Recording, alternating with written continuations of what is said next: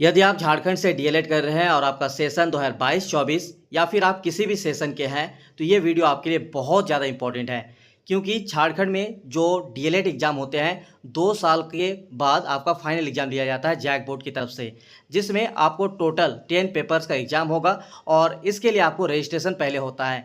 लेकिन रजिस्ट्रेशन में दो ऐसी गलती अगर आप कर लेते हैं तो फिर आपके लिए परेशानी का सबब बन सकता है। तो आपको किसी भी तरह का कोई परेशानी ना हो, इसीलिए इस वीडियो को बनाने का मेरा मुख्य मकसद है।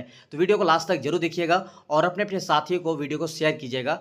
ये इन्फॉर्मेशन इतना इंपॉर्टेंट है कि हर एक स्टूडेंट्स, हर एक पेरेंट्स को जानना बहुत ज़रूरी है यदि झारखंड में डीएलएड कर रहे हैं तो, क्योंकि इसमें दो ऐसे चीज़ आते हैं, एक सब्जेक्ट और एक मीडियम। ये दोनों चीज़ के बारे में इस वीडियो में क्लियर करेंगे। तो सबसे पहले आपको बता दें कि जो झारखंड में आपका डीएलएड एग्जाम होते हैं उसमें फर्स्ट ईयर और प्लस सेकेंड ईयर दोनों का सिलेबस आपको पढ़ना होगा, जो कि फाइनल एग्जाम एक ही बार लिया जाता है जैक बोर्ड की तरफ से। याद रखिएगा, झारखंड में जो फाइनल एग्जाम होता है डीएलएड का 2 साल के पढ़ने के बाद आपका फाइनल एग्जाम एक ही बार होगा जैक बोर्ड, जिसमें फर्स्ट ईयर में जो सिलेबस है और सेकेंड ईयर में जो सिलेबस है दोनों का कॉम्बिनेशन करके आपको एग्जाम लिया जाएगा। और हमारी तरफ से जो नोट्स बनाया गया है वो फर्स्ट ईयर और सेकेंड ईयर दोनों का कॉम्बिनेशन करके जितने भी इंपॉर्टेंट टॉपिक्स है और कम से कम पढ़कर अच्छे से अच्छे नंबर लाना है तो आप हमारे नोट्स में ये आपको मिल जाएगा, फर्स्ट ईयर और सेकेंड ईयर का दोनों ईयर का इंपॉर्टेंट टॉपिक्स का। बात करें यहाँ पे टोटल जो आपका एग्जाम होगा तो टोटल 10 पेपर्स का एग्जाम होगा, ये याद रखिएगा। टोटल कितना पेपर?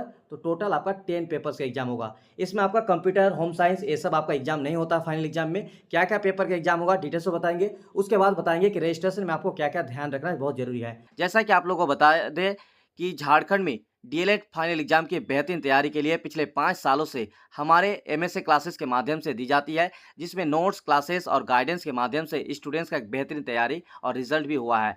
जैसा कि आप लोग स्क्रीन पर देख रहे होंगे, 89% के साथ शुभम जी, 88% के साथ अदिति जी और 88% के साथ भार्गव जी, ये हमारे सेशन डीएलएड 2019-21 के टॉपर थे। इनके अलावा 500 से भी अधिक स्टूडेंट्स 80% से ऊपर नंबर लाकर एक अच्छा रिजल्ट किया था। इनके अलावा सेशन 2020-22 की बात की जाए तो इसमें भी हमारे टॉपर रहे थे नेहा कुमारी चौहान जी, दूसरा रचिता कुमारी जी और तीसरा अरविंद प्रधान जी। इनका भी मार्क्स आप लोग देख सकते हैं 88%, 87% और 87%।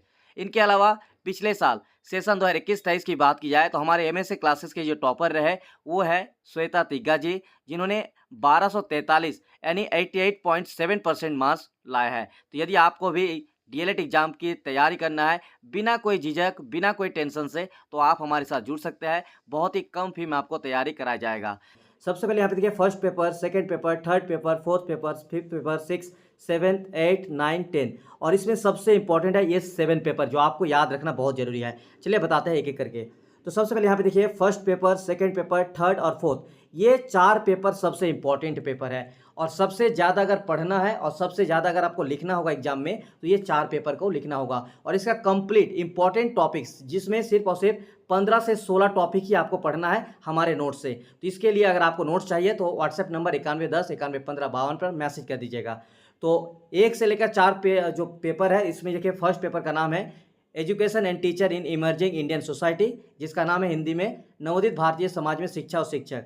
दूसरा है एजुकेशन साइकोलॉजी, जिसका नाम है शिक्षा मनोविज्ञान। तीसरा है यहाँ पे school organisation guidance and counselling, यानी इसमें आपका विद्यालय संगठन वाला जो तीसरा पेपर है आपका सेकेंड ईयर में चलता है वो वाला। और चौथा जो आपका पेपर है एजुकेशन टेक्नोलॉजी एंड इवेल्यूशन, यानी यहाँ पे आता है आपका शिक्षा तकनीकी, और इसका शिक्षा तकनीकी वाला जो आपका फोर्थ पेपर है वो आपका आएगा। ठीक है, इसमें देखिए ईटीएस, जो कि इसका जो नाम है ना, इसका शॉर्ट में आपका क्या नाम है तो ईटीएस है। सेकंड में देखिए एजुकेशन साइकोलॉजी, इसका नाम है यहाँ पे पीएसवाई। इसके बाद देखिए विद्यालय संगठन प्रबंधन और मैनेजमेंट के बारे में जो है school organisation guidance and counselling, इसमें है एसओजी। और एक आपका लास्ट में देखिए एजुकेशन टेक्नोलॉजी एंड इवोल्यूशन, यानी आपका आता है शिक्षा तकनीकी एवं मूल्यांकन, जिसमें ईटी। तो ये जो आपको लिखा हुआ रहेगा शॉर्ट में, ये आपको एडमिट कार्ड जब आपको मिलेगा तो एडमिट कार्ड में लिखा रहता है। तो इस तरह अगर आपके एडमिट कार्ड में आएगा तो आपको समझ जाना है कि कौन सा किसके बारे में बताया गया है। ये आप लोग एडमिट कार्ड के टाइम इसको डिटेल्स में फिर बताएंगे आपको। ठीक है, इसके अलावा इसमें आपको कोई दिक्कत नहीं है, 4 पेपर का तैयारी आप आराम से कर सकते हैं। लेकिन सबसे ज़्यादा इंपॉर्टेंट यही 4 पेपर है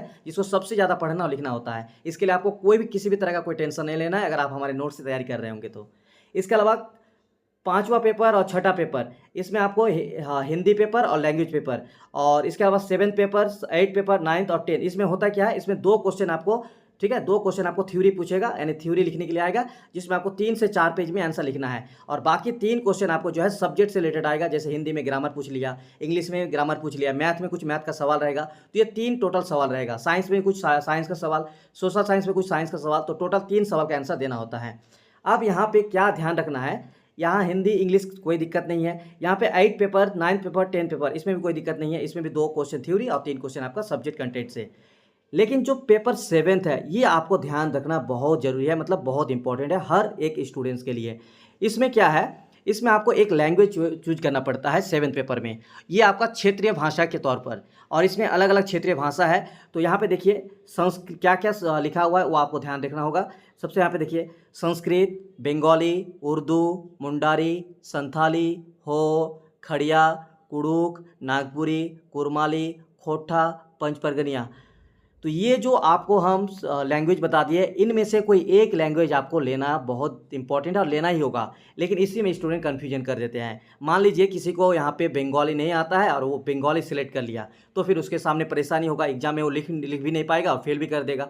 इसके अलावा मान लीजिए किसी को संथाली नहीं आता है, संथाली रख लिया है। जिसको जो सब्जेक्ट आता है, अगर आपको संथाली आता है तो आप संथाली रखिए, अगर आपको बंगाली आता है तो बंगाली रखिए, अगर आपको संस्कृत आता है तो संस्कृत रखिए, अगर आपको उर्दू आता है तो उर्दू रखिए, अगर आपको नागपुरी आता है तो नागपुरी रखिए। यानी जो आपको या आप लिख सकते हैं एग्जाम में, वो आपको रखना होगा यहाँ पे, ठीक है। और इसके लिए देखिए क्या लिखा हुआ है, C option of language of subject. अब इसमें देखिए इसका भी कोड दिया हुआ है। तो ये कोड आपको जब रजिस्ट्रेशन करेंगे तो इसके लिए जो है एक कोड आता है। चलिए वो कोड आपको दिखाते हैं।